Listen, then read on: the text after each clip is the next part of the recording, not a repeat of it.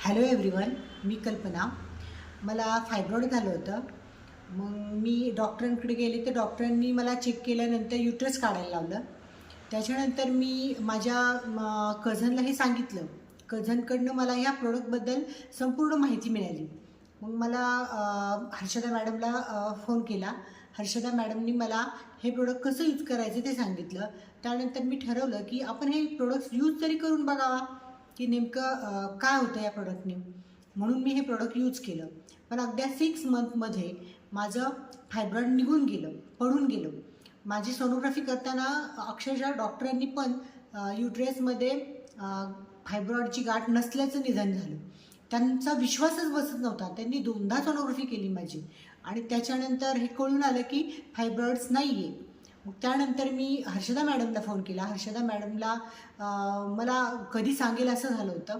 माझ्या कझनला फोन केला आणि मी खूप आनंदित होते. मग अशा वेळेला आपण हे प्रत्येक लेडीजने विचारपूर्वक निर्णय घेऊन हे प्रोडक्ट्स यूज करायला हवं. कारण हा प्रॉब्लेम बहुतांश स्त्रियांमध्ये आहे आणि जर हे प्रोडक्ट्स यूज केलं तर आपलं शरीर पूर्ण निरोगी होईल. त्यामुळे मी हे प्रोडक्ट्स प्रत्येक लेडीजला यूज करा असं सांगेल. आणि त्यामधलं जे प्रोलायनर आहे ते छोटा पॅकेट बडा धमाका, हे प्रोलायनर जे आहे ते प्रत्येक लेडीजने खरं यूज करून बघायला हवं. कारण हा छोटा पॅकेट बडा धमाका खूपच फायदेशीर आहे. आणि त्यासाठी मी वी आर फॅमिलीचे आभारी आहे आणि हर्षदा मॅडमचे आभारी आहे, माझ्या कझनचे आभारी आहे. थँक्यू.